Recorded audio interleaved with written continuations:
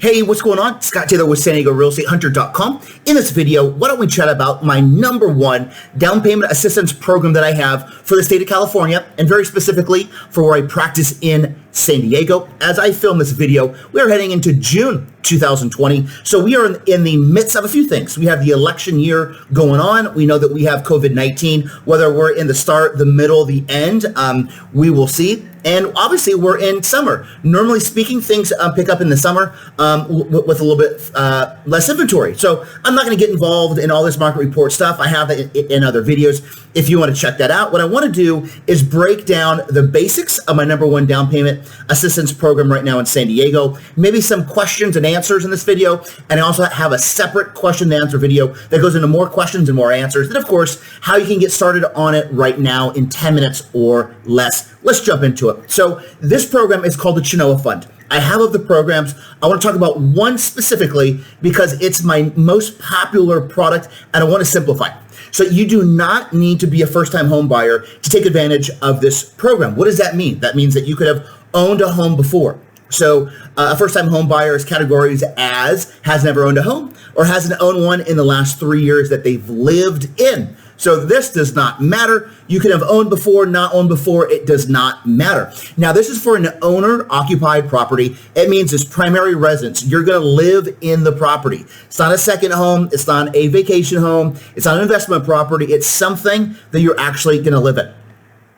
Number 3, we can go up to 103% financing. Okay, this is very simple. We have the Chenoa Fund that covers your 3.5% down payment. We go with an FHA or we can go conventional, but I'll focus on FHA because most people go that route. We have the FHA loan. That's 100% financing, and we can get up to 3% depending on your credit score and how we structure this in closing costs. Now, generally speaking, I always say if we go a borrow paid down payment assistance program like this one, buyer's closing cost, everything, right? Your lender fees, title, escrow, etc., including prepaid interest, property taxes, homeowners insurance, etc., is about 4.5%. So if we can get up to 3 and we get up to 4.5%, we have a difference of 1.5%. Obviously, you're going down payment assistance to limit your cash out of pocket. So I do real estate, I do loans, I'm a one-stop shop. When we write your offer, we say, hey, seller, we'd like for you to pay X%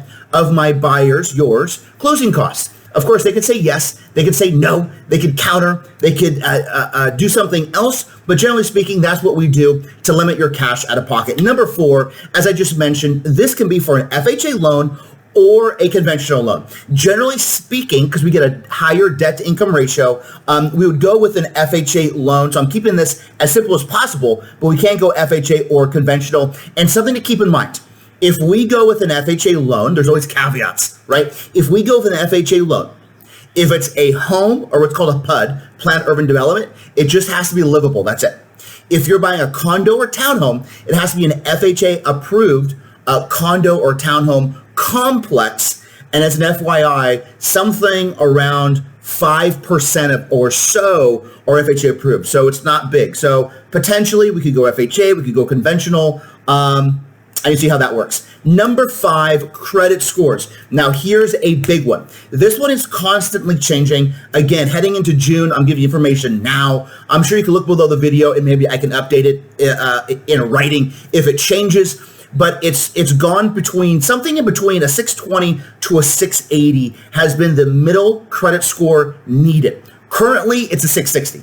And I want to say something about credit scores. Please, please, please don't rely on Credit Karma, Credit Sesame, what your credit cards say, what your bank accounts say. Those are great to know which accounts you have to make sure they're accurate, right?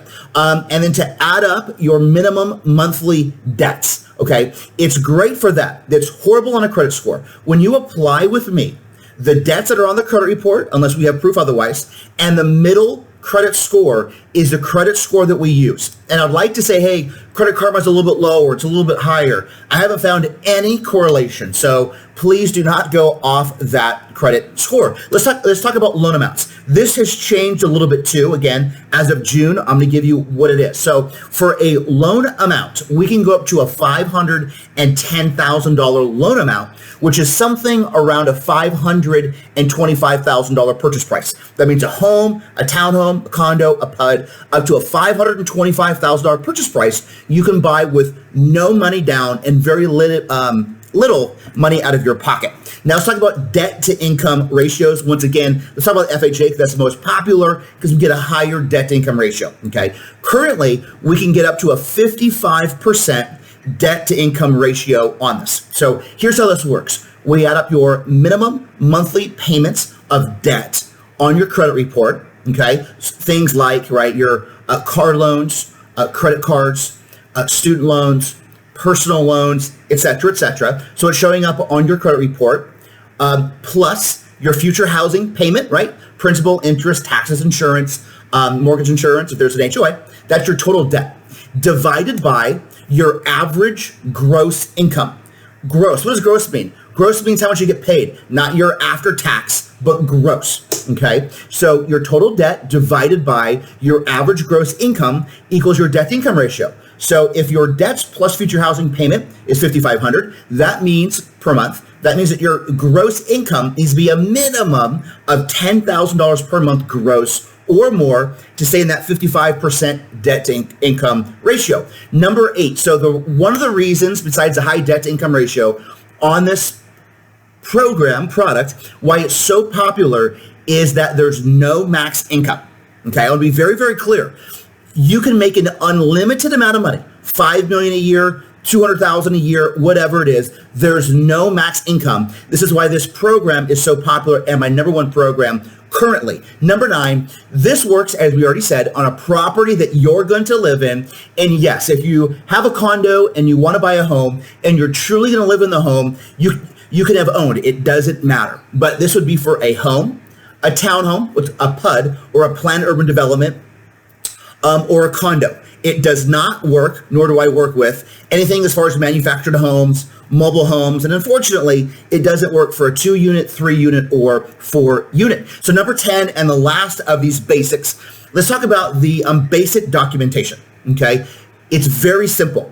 Driver's license, you can take a screenshot with your phone.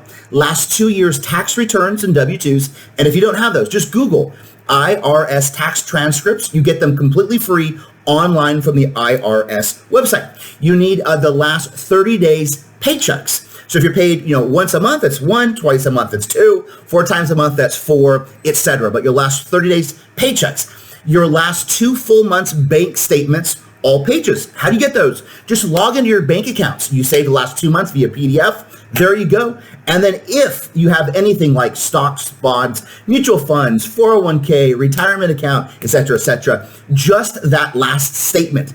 For the most part, for most people, that's all we need.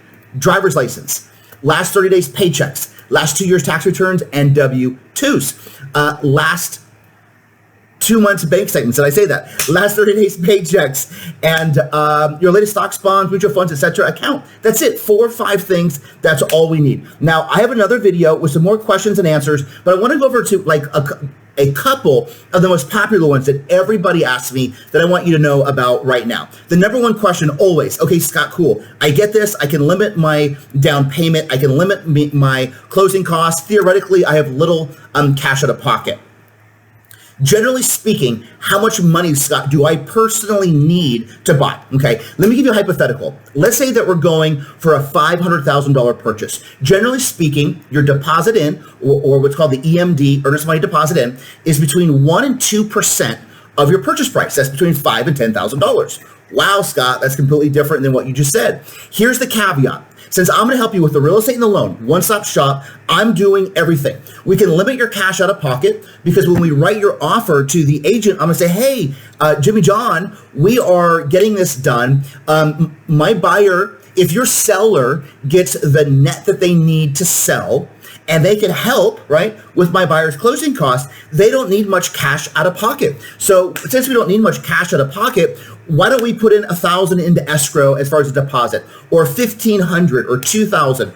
I've had as little as $500. It's totally negotiable. So let's just say, for the sake of argument, it's 0.5%. So if it's a $500,000 purchase, let's just say it's $2,500, okay? You are gonna pay directly for a home inspection, something around $500 to a home inspector. You are gonna pay directly something around $500 to a home appraiser to get it appraised.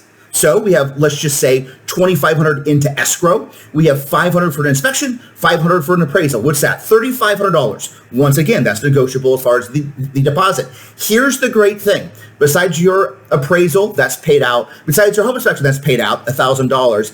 If we get enough in closing costs, you can get up to what you put in for a deposit back. So that's something awesome. So that should break down a little bit more cash out of pocket you're going to need. Number two, hey, Scott, what will my payments be? What will my payments be on $200,000, on $500,000, on $400,000, on $300,000? Let me do something very, very simple and just get this in your head. It's very easy. So if we're talking about your total housing payment, principal, interest, taxes, insurance, mortgage insurance, right? That's your total housing payment for this example. It costs about $700 per $100,000 financed. $300,000, that's $2,100 a month. $400,000, that's $2,800 a month. $500,000, that's $3,500 a month. If there's an HOA, like if you're buying a home in an HOA, or a condo or townhome and there's an HOA, you add that on top. So let's use an example. Let's say you're buying a condo or townhome for $300,000 and there's a $250 HOA. Well, $300,000 payments wise, 3 times 7, $2,100 plus the HOA. Let's just say it's $300 a month. That's $2,400 a month. Let's say you're buying a home in La Mesa or Santee or Escondido or Oceanside for $500,000 and there's no HOA. $500,000, right? Times 7, $3,500. $3,500 a month. Principal, interest, taxes, insurance, mortgage insurance. So your total housing payment, except for an HOA. Hey, Scott, could it be a little bit lower? Sure, I don't know what your credit score is. I don't know how we're going to structure your offer. It could be a little bit less. It could be a little bit more. Depends on how we structure it. Depends what the rates are. But something around $700 per $100,000 finance. And I'm going to go over one more, just number 3, because it's relevant for right now. What happens if you're furloughed, if you're laid off, if you're unemployed? Let me be direct. I'm sorry that it's happened to you. Unfortunately, let's keep in mind, you're applying for a mortgage and they have to verify the property, that it appraises, and that you can pay it back. So if you're unemployed, absolutely not. If you're furloughed, absolutely not. If you're laid off, unfortunately, no. You need a full-time job or business for 2 years or longer. Okay, so that's how it is. And once again, how do you begin? On my website, you can go to apply for loan, or you go to scottsloanapp.com. Okay, takes you 15 minutes or less. Keep in mind, if it's you and a co-borrower, you both need to fill out the application. We live in the state of California, community property state. Potentially, we might structure it if it's you and a co-borrower, or it could just be you, but let's get all information first. So you fill out the application. Number 2, upload those basic documents that you're going to need. Once again, it'll tell you in your account: driver's license, last 30 days paychecks, last 2 months of bank statements, all pages, last 2 years tax returns and W-2s, if you have any stocks, bonds, etc., etc. Okay, then number 3, once that comes in, I check your application, I check your supporting documents to even see if it's possible. Then I will run your credit. We'll know what your middle credit score is. We will add up your minimum monthly debts. And then the step 4 is I'm going to put all this together. I'm going to put it together and see, hey, is this a possibility? If so, what's our max purchase price? And let's get you sign up on my website and looking for real estate. And this is very quick. You can fill out an application in 15 minutes. You can get your documents in 15 minutes. Literally within 30 minutes, you can upload everything. If I have everything, I've done hundreds and hundreds and hundreds.